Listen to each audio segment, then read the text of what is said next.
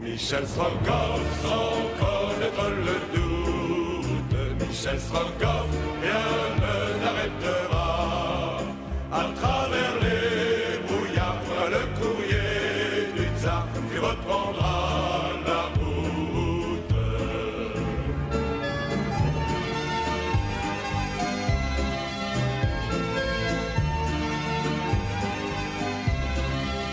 Avec ta chère Nadia, quand la guerre finira, il reprendra la route. Michel Strogoff, après l'hiver sauvage, Michel Strogoff, le printemps reviendra. Avec ta chère Nadia, si tu reviens chez toi, c'est grâce à ton si grand courage.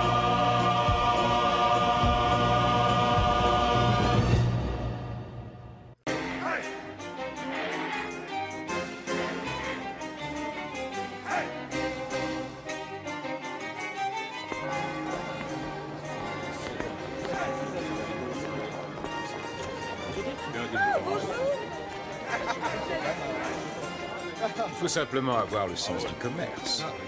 Oui, ça vient. Chacun s'il vous plaît. Combien? S'il vous plaît. C'est une excellente cuisine. Mais je l'avais fait plus de 5 fois. Tenez. Merci beaucoup. J'arrive. Une autre. Tiens. Voilà. Et bon appétit. Ça, vous allez vous régaler. C'est un grand territoire, je vous assure. Seulement par bateau.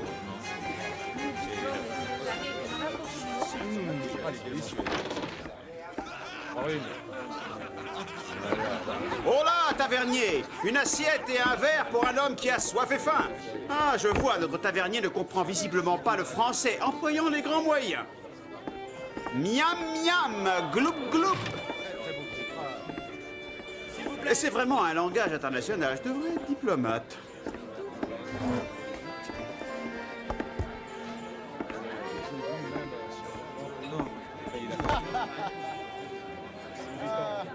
Vous ne comprenez donc rien. J'ai très faim, mais vraiment très faim et soif. Vraiment très très soif. Ce monsieur meurt de faim. Apporte-lui donc tout ce que tu peux trouver dans ta cuisine. Une bière, s'il vous plaît.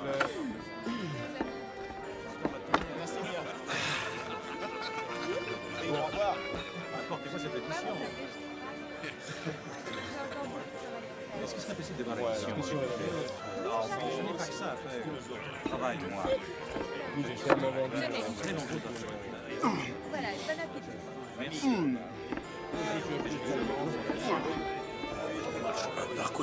Étranger, tu sembles mourir de faim. Pourtant, dans la Sainte Russie, il y a tout ce que l'on peut désirer. Il y a longtemps que tu n'as pas déjeuné? Pour vous dire la vérité, je sors de table. Quoi?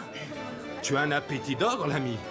Oui, et je profite de bien manger, car il n'y aura bientôt plus rien à se mettre sous la dent dans cette bonne vieille ville, l'ami. Qu'est-ce que tu nous chantes, l'étranger?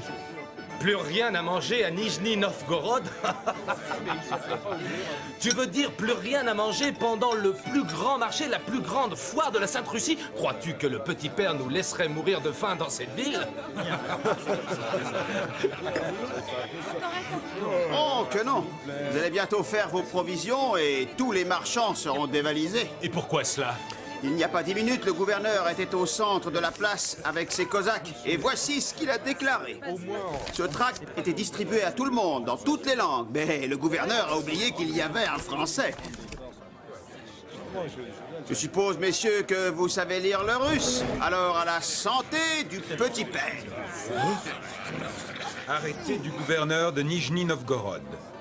Premièrement, défense à tous les sujets russes de sortir de la province pour quelque cause que ce soit. Deuxièmement, ordre à tous les étrangers d'origine asiatique de quitter la province, et cela dans les 24 heures. Non, ce n'est pas possible. Mais nous sommes ruinés. Qu'allons-nous faire de nos marchandises? Nous n'avons jamais pouvoir vendre nos marchandises. J'attends un chargement d'orfèvrerie en provenance de Moscou, qui n'arrivera que dans 3 jours. Et en plus, je l'ai déjà payé. Ah, si j'osais me permettre, vous pouvez vous asseoir dessus. Si vous n'avez pas peur de vous piquer les fesses. Et pourquoi ceux d'origine asiatique? Que veux-tu? Le père nous a fait venir là pour nous renvoyer. C'est vraiment très bizarre. Comment les bohémiens pouvaient-ils savoir un jour avant l'arrêté du gouverneur qu'ils allaient être expulsés?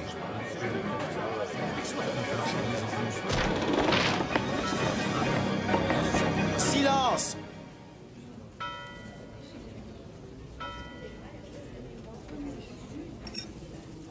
Par pouvoir du tsar, veuillez être attentif à l'arrêté du gouverneur de Nijni Ne Novgorod. casse pas la tête, mon grand. On est déjà au courant. Tu as une monarchie de retard. Tiens, tiens, je sens la bagarre. Une bonne petite bagarre bien de chez nous. Quand je dis silence, monsieur, c'est silence pour tout le monde. Même pour les étrangers.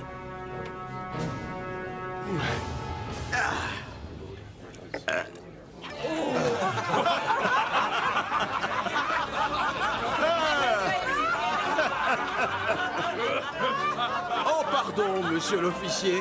Arrêtez-moi cet homme! Attendez, je suis journaliste. J'ai l'immunité diplomatique.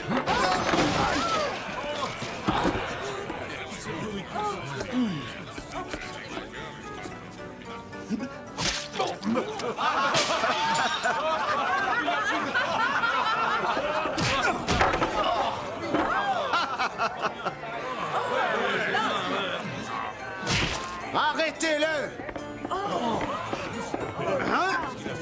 C'est une honte. Nous renvoyer chez nous. Nous ne nous laisserons pas faire.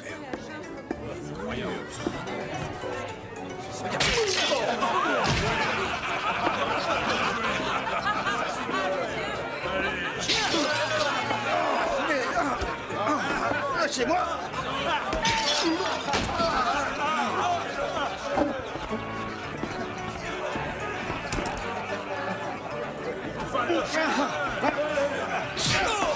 Oh non, du tsar! Silence!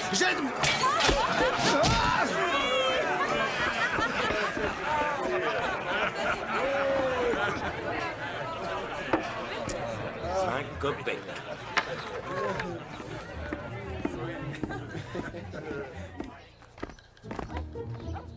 Hé, les amis! Ce n'est pas bien de dévaliser les étrangers comme ça. Occupe-toi de tes affaires, marchand, et passe ta route, allez! De l'air, ou sinon... Ou sinon quoi? Ce n'est pas bien de réveiller les braves bourgeois qui font la sieste. Bonne nuit. Vous voulez un coup de main?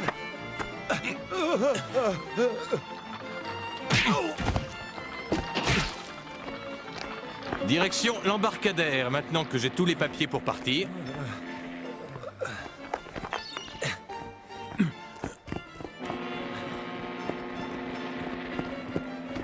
Mais ce sont mes valises! Oh, allez vite prévenir la police qu'on a volé mes valises! Oh, La police, c'est moi. Alors si je comprends bien, vous arrêtez le propriétaire! Et eux, les voleurs, vous allez certainement les soigner et leur offrir une prime! Lâchez-moi!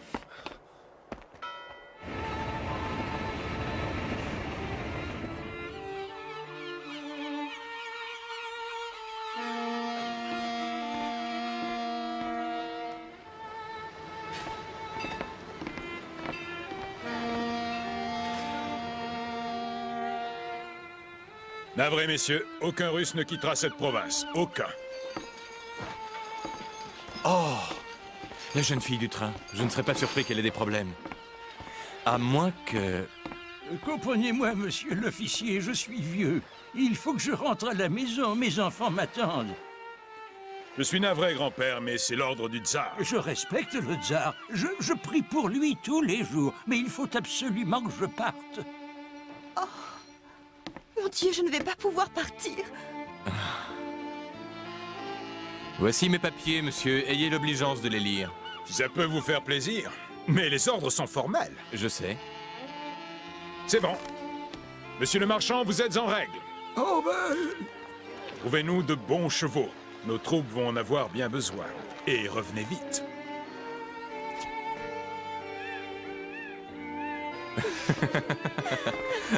Hé, sœur. Frère? Elle n'a plus de père, elle n'a plus de mère. Ni de grand-père, ni de grand-mère. Bien, vous pouvez passer.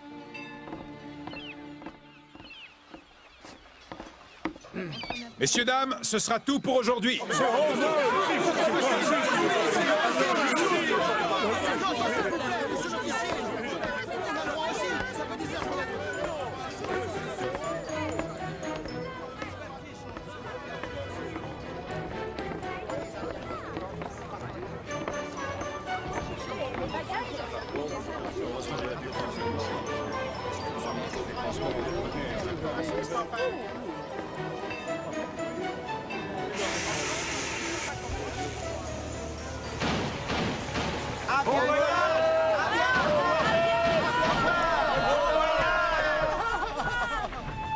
Eh bien, nous avons eu de la chance, petite sœur.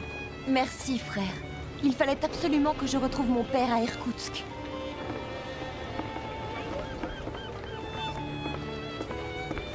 Si la Volga reste aussi calme et clémente qu'aujourd'hui, il ne nous faudra pas plus de 2 jours pour arriver à Omsk. Tu vas à Omsk, frère? Oui, sœur, je passe par Omsk. Nous faisons tous les deux la même route. Par conséquent, partout où je passerai, tu passeras. Demain, frère, tu sauras pourquoi j'ai quitté les rives de la Baltique pour aller au-delà du mont de l'Oural. Je ne te demande rien, sœur. Cette journée m'a épuisée. Je souhaite me reposer. Eh bien, va donc te reposer dans ma cabine. Va, va, Nadia. Et use sans façon de ton frère Nicolas Korpanov. Korpanov est à présent ton nom, Nadia. C'est un peu comme un baptême.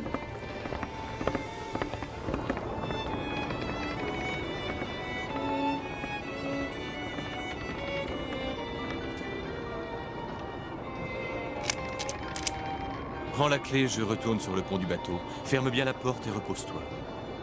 Si j'ai besoin d'entrer, je frapperai 3 fois.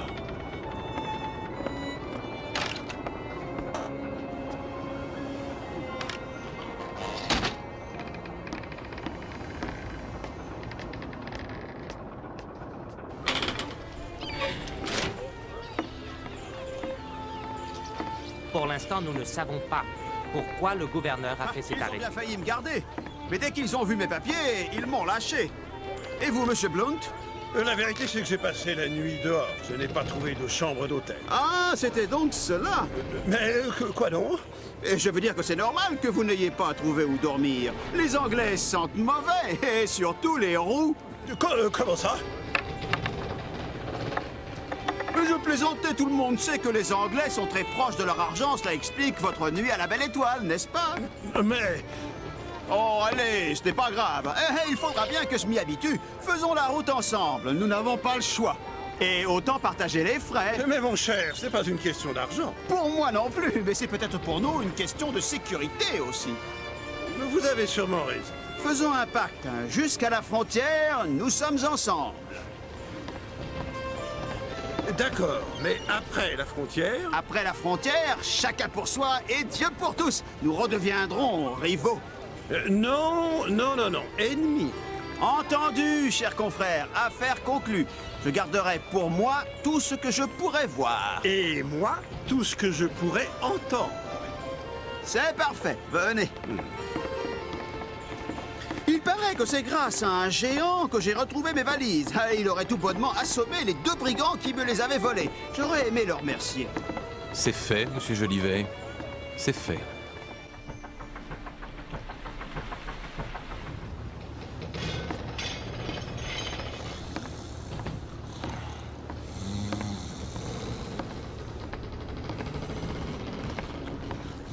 Tu vois ce que je t'avais dit? C'est le petit père qui nous envoie où on doit aller. Je suis sûr qu'il est parti de Moscou pour Irkoutsk. Enfin, on le dit, mais ou il arrivera trop tard, ou il n'arrivera pas. Et toi, l'idiot, t'as failli te noyer, et maintenant te Mais voilà... où avec ai-je une donc crosse entendu sur le cette crâne. voix? Voilà ce qu'il en coûte de s'attaquer aux militaires. Mais oui, c'est bien lui. Le brigand d'hier soir que je croyais noyé. Il ne faut surtout pas qu'il me reconnaisse. J'ai vu le menu du restaurant, c'est simplement infect. Ah, si c'est infect pour un Anglais, cela ne doit pas être très mangeable pour un bon chrétien catholique. J'exige des excuses.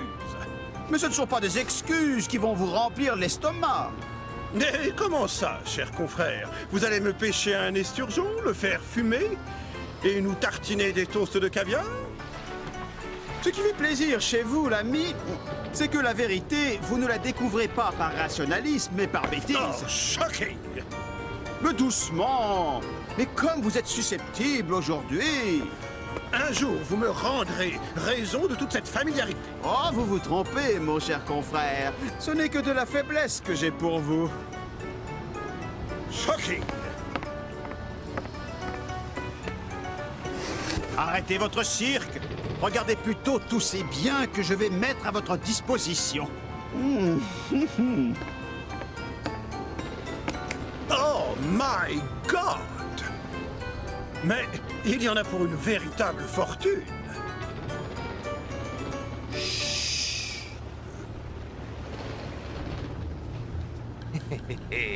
Très intéressant. Hé!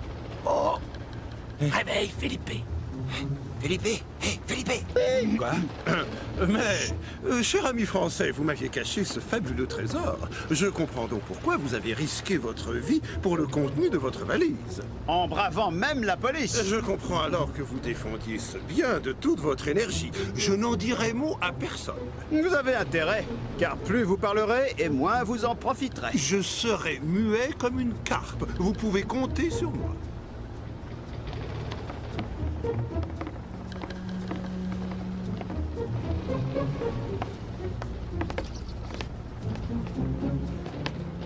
Vous avez complètement raison de cacher tout cela. Ce n'est pas à mettre entre les mains de n'importe qui. Que des spécialistes tels que nous... Oh! Toi, l'étranger, montre-nous ton trésor. Jamais. Allez, l'ami, donne-nous ce qui va très bientôt nous appartenir. Jamais. Jamais. C'est ce que nous allons voir. Et là, vous n'allez pas... Oh, mon chapeau! Oh, c'est ma cousine qui me l'avait offert! Mes bandes de sauvages!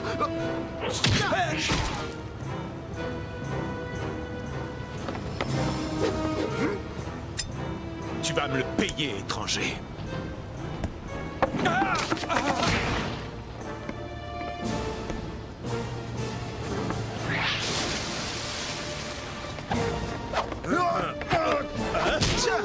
Joli coup, confrère.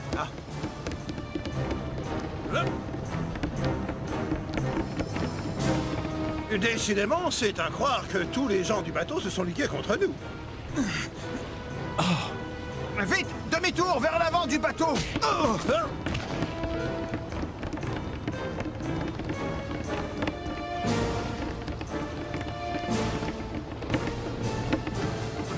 Cette fois, étranger, vous n'avez plus aucun choix. Ou vous nous donnez la valise, ou nous vous jetons par-dessus bord, c'est tout. Quoi?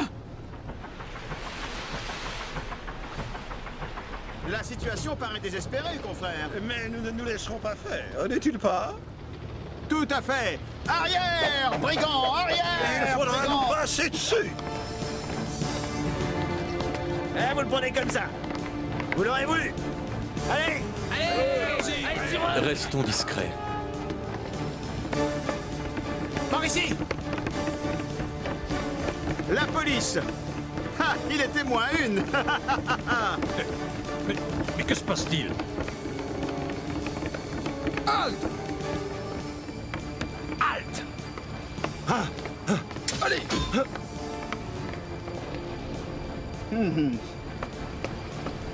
Allez, rendez-vous, messieurs. Lâchez immédiatement vos armes.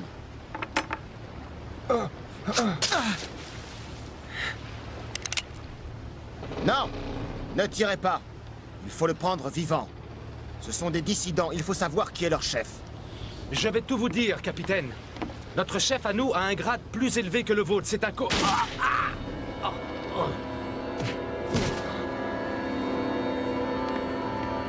Je vous ai cru menacé, capitaine. Regardez bien. Il venait de sortir un pistolet.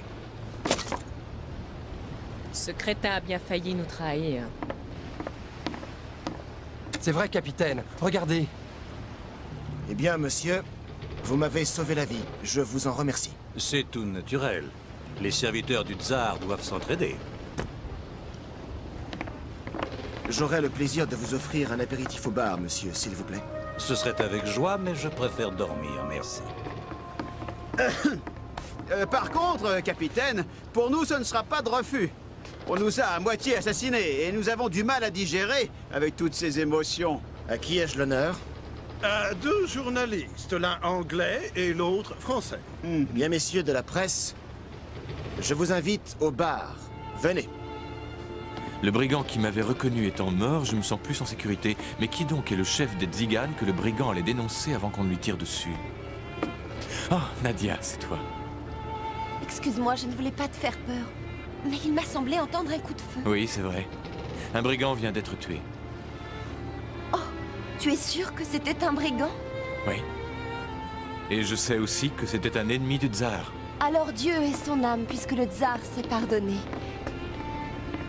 Petite sœur, rentre te coucher. Demain, la journée sera longue. À demain, petit frère. Et encore merci pour tout.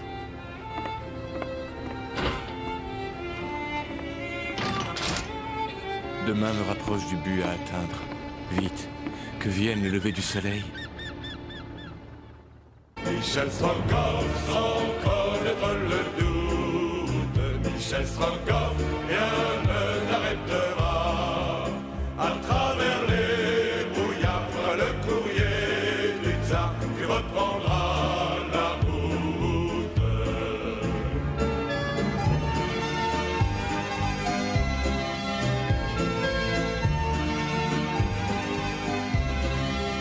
Avec la chair